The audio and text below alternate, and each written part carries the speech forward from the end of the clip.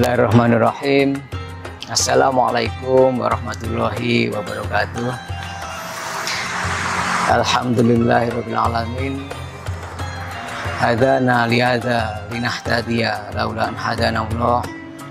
Asyhadu an la ilaha illallah wahdahu la syarikalah. Wa asyhadu anna Muhammadan abduhu la nabiyya ba'dah. Qala Allah Ta'ala fi kitabil karim, fakulu mimma razaqakumullahu halalan thayyibah washkuru nikmatallah. Shadaqallahul azim. Sahabat-sahabat sekalian yang dirahmati Allah SWT,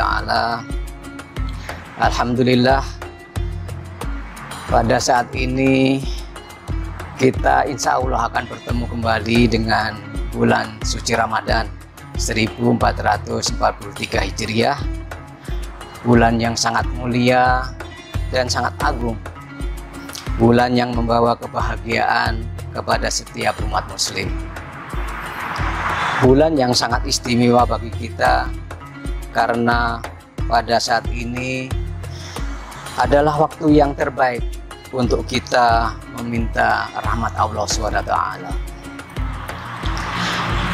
Ramadan saat yang tepat untuk kita memperbanyak ibadah, tilawah Al-Quran, qiyamul lail, sholat tarawih, dan ibadah-ibadah tambahan lainnya yang Allah telah janjikan akan mendapatkan pahala yang luar biasa.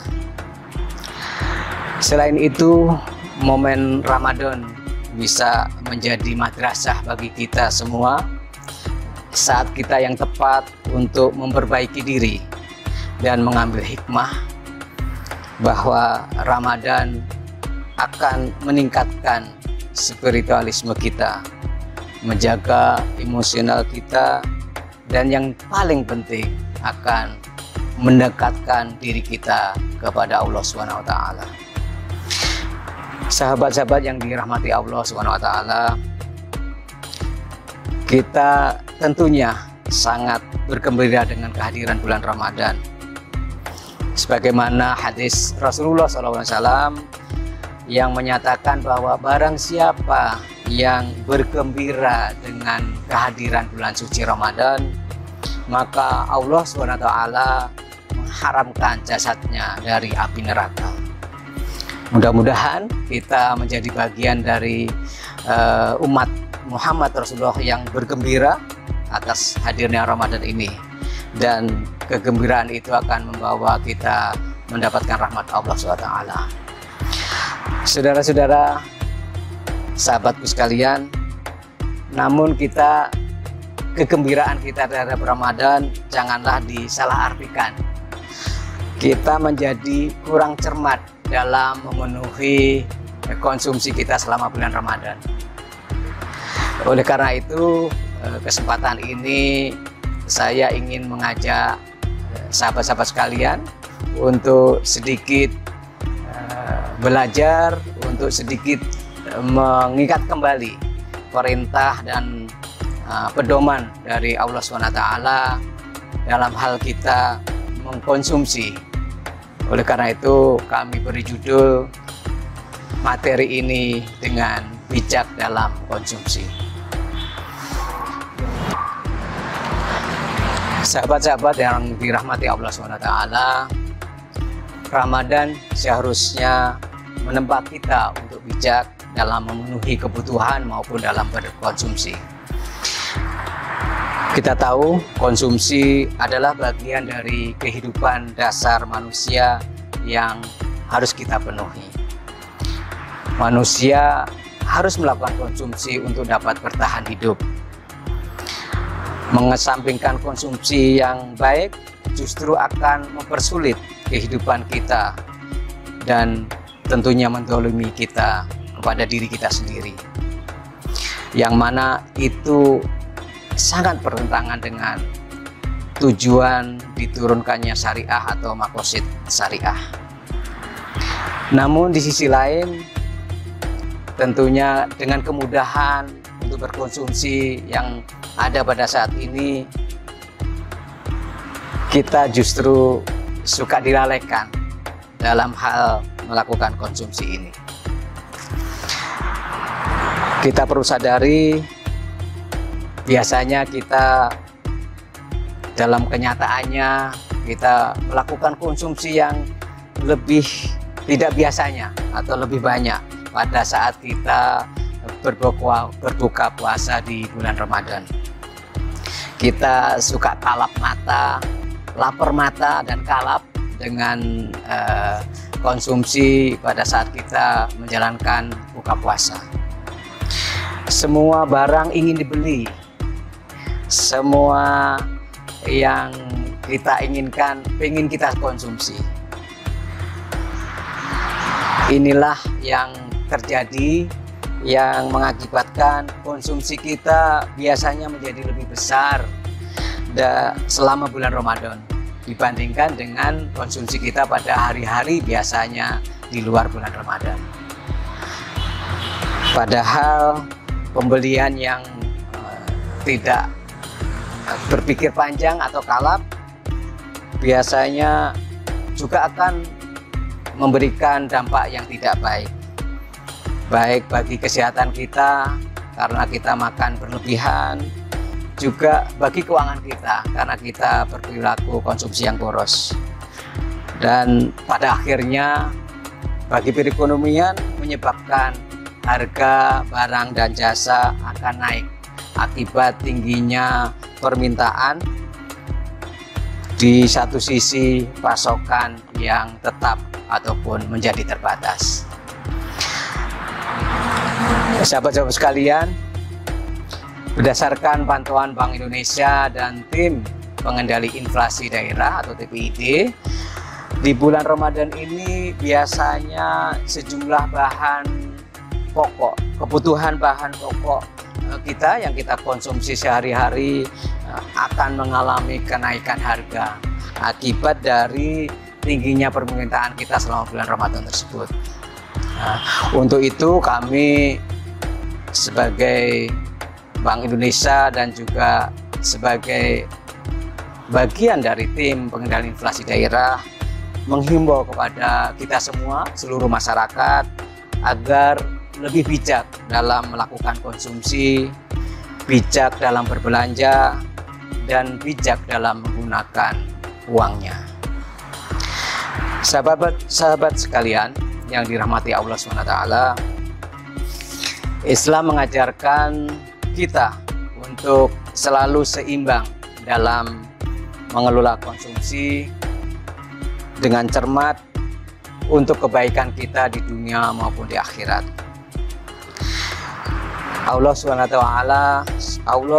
wa Ta'ala bahkan memberikan tuntunan dan pedoman bagi kita agar menjadi bijak dalam konsumsi, seperti tidak boleh menghambur-hamburkan harta, tidak boleh mengkonsumsi barang dan jasa yang haram, dan menghindari perilaku israf dan tafdir yang dapat membawa kita kepada berlebih-lebihan dalam berkonsumsi. Paling tidak sebagai seorang muslim kita mendapatkan panduan dan pedoman 4 hal prinsip yang dapat kita gunakan dalam berkonsumsi.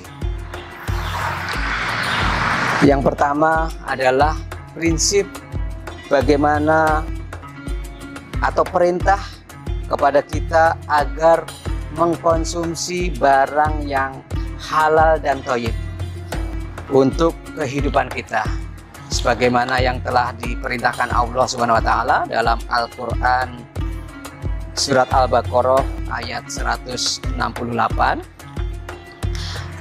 Kulu mimma fil ardi halalan thayyiba, dan juga di surat An-Nahl ayat 114 sebagaimana yang saya bacakan di mukadimah tadi, fakulu mimma razaqakumullahu halalan thayyiba washkuru nikmatallah.